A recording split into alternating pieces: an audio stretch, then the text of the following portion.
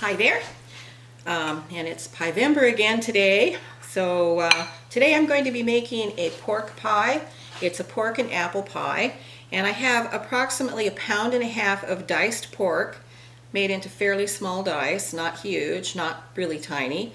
I have one full large apple that's been diced about the same size as the pork. I have one medium-sized onion and 4 cloves of garlic that's been sliced, and the onions are diced, the garlic is sliced. I have 2 strips of a nice thick cut bacon, and I have a little bit of apple caramel. This was a full cup of apple cider, and I cooked it down till it's about maybe a little tablespoon and a half. And it didn't take long to do that. And then I have my pastry crust here that has been formed and docked, and it's in a 6-inch springform pan that's about 2.5 inches deep. I'm going to put this back in the refrigerator until I am done doing this here. So we're going to take this, and plus I have 1/2 cup of chicken broth here that's going to be added to it. We'll also be using maybe up to 1/4 cup of flour, maybe that much. Anyway, so I'm going to put this back in the refrigerator so it stays cold. And I also have a top for this pastry crust here. It's in the refrigerator as well, just waiting to be done. So now we're going to move over to the stove top, where I have a frying pan with about a tablespoon of butter in it that we're going to saute up the bacon, the onions, the pork, and then we'll start adding the rest of the ingredients to it.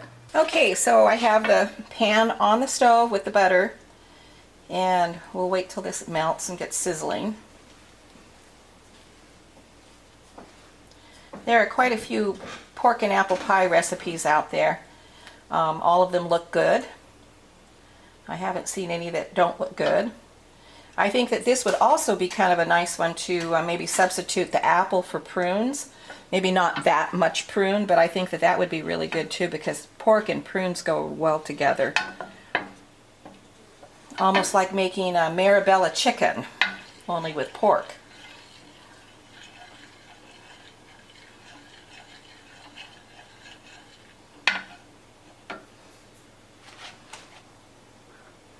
I'm going to add the bacon.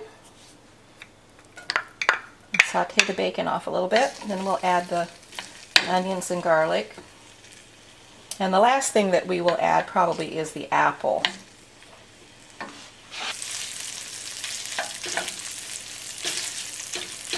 Okay, so now I'm going to add the onions and garlic to this and saute it down.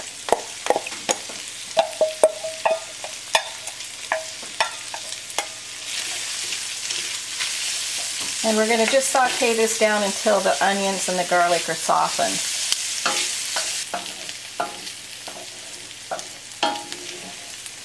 Okay, I'm going to add the pork to one side of the pan and start browning it off.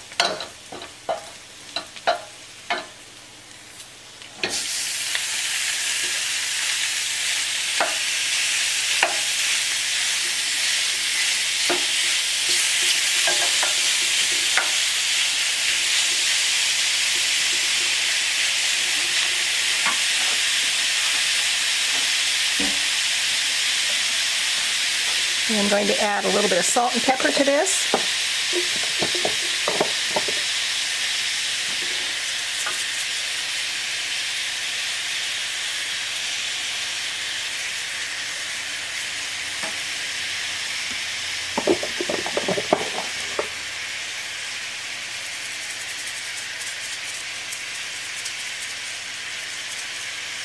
This is pork loin.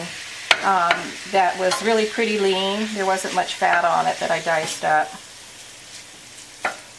You can use any kind of pork cut, you know, pork butt, pork shoulder, rump, whatever.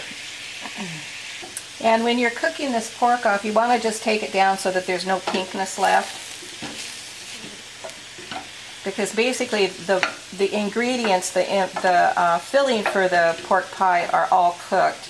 And you're going to add it to the crust, your pastry shell, completely cooked, and then you're going to put it in the oven and bake the pastry off. So it doesn't take too long once you get going on it. And also pre-cooking the ingredients keeps it from shrinking down so that your pie shell is going to be completely full. You're not going to have big gaps in it.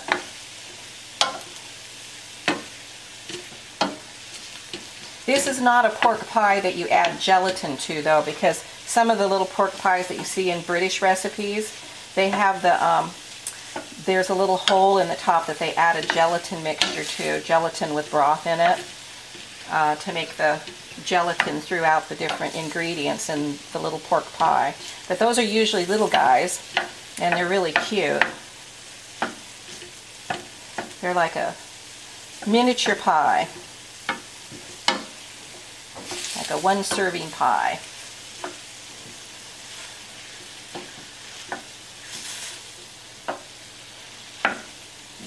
Okay, I'm kind of losing all of our pink here. Okay, now I'm going to add the apples.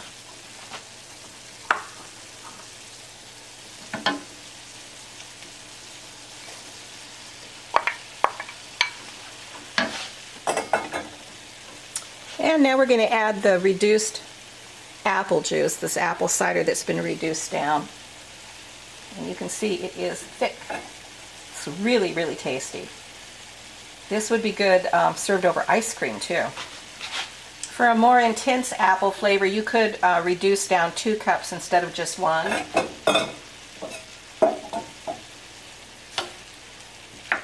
Of the apple juice. And when you choose your apple for this, you want to just have one that has a lot of flavor. The more flavorful, the better. There are so many apples out there that are really good now.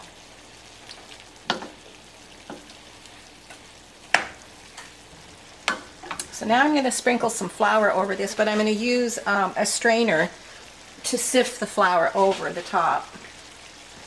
And we'll see how much we need. I think probably about 1/8 of a cup is probably all we'll need for this.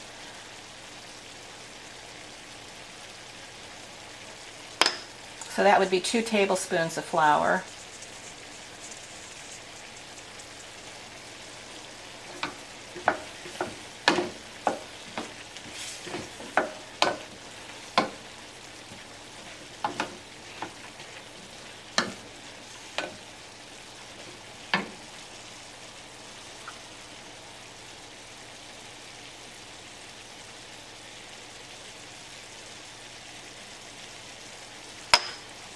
And that's about 2 tablespoons.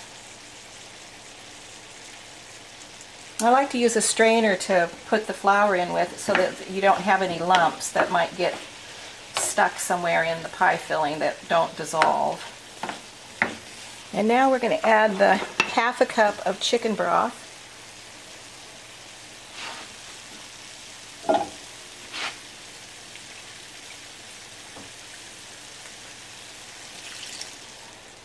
Just add it all at once. And this should thicken up pretty quickly. Okay, I think that looks pretty good. So we're going to take it off the heat now, and we're going to let it cool down to room temperature. And then we'll add it to the pastry shell and pop it in the oven and bake it off. So we will be back with that. Okay, so we now have the pie crust that has been well docked, and I've had it in the refrigerator chilling while I've been cooling down the meat filling. So I'm going to fill the pie as much as it'll hold, or the pie shell anyway.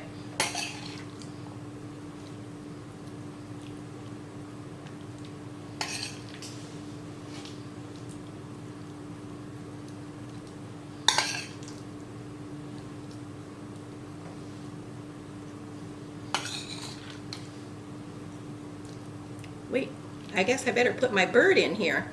I'm forgetting my bird. This is for venting the pie. It's a little blackbird, and it has a hole right through the center so that the steam can escape out of the pie really well. So we're going to stick him down in here. I happened to get this guy at Rainbow Grocery down in San Francisco maybe 15 years ago. You never see things like this anywhere, but they had a lot of really interesting little doodads down there. It's a very, very good store. So I'm going to cover this with the top crust and bake it. It's being baked at 425 degrees, and I'm going to bake it until the pastry is nice and golden, because basically the ingredients are completely cooked, so all we have to do is cook the pastry.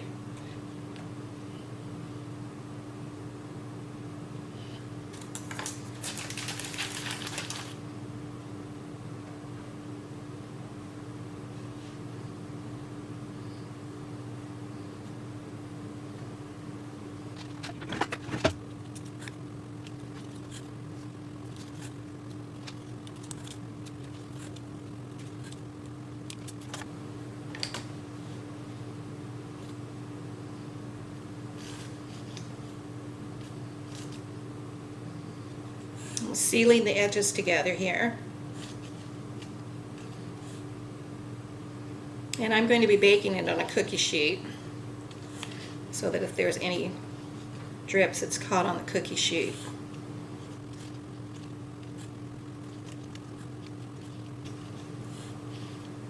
And if you wanted to make a bigger pie, you could just increase the ingredients, by however many sizes larger you want to make it. You could make it so that it was a 9-inch pie by probably adding an extra cup of each ingredient.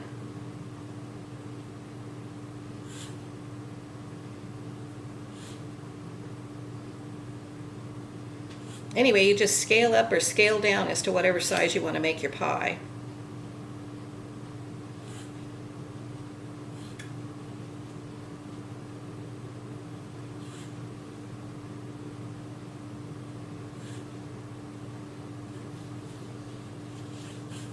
Okay, now we're going to tuck this into the oven at 425 until it's done. Wait a minute, I guess I better put a wash on there. How about an egg wash? We'll put an egg wash on this.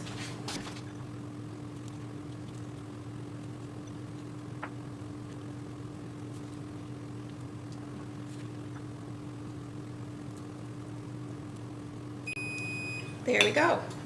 Oven's up to temperature, and into the oven we go. Okay, now our pork and apple pie is done. It's well browned. It's beautiful. So we're going to let it cool down, and then we're going to have a slice of it a little bit later on. Anyway, the pie crust recipe is linked at the end of the video, and I hope you come and watch us again. How long did you have it in the Oh, oven let's for? see. It took about 35 minutes total to bake it. I'm beginning to wonder if my oven is not coming up to the correct temperature at this point, because I think it should have only taken about 20 minutes. But when you do bake this pie, just keep an eye on it. I started out with 20 minutes figuring it would be done in 20 minutes, but it took 35 minutes. Anyway, I hope you have a wonderful evening and come back again. We'll see you next time. Bye-bye.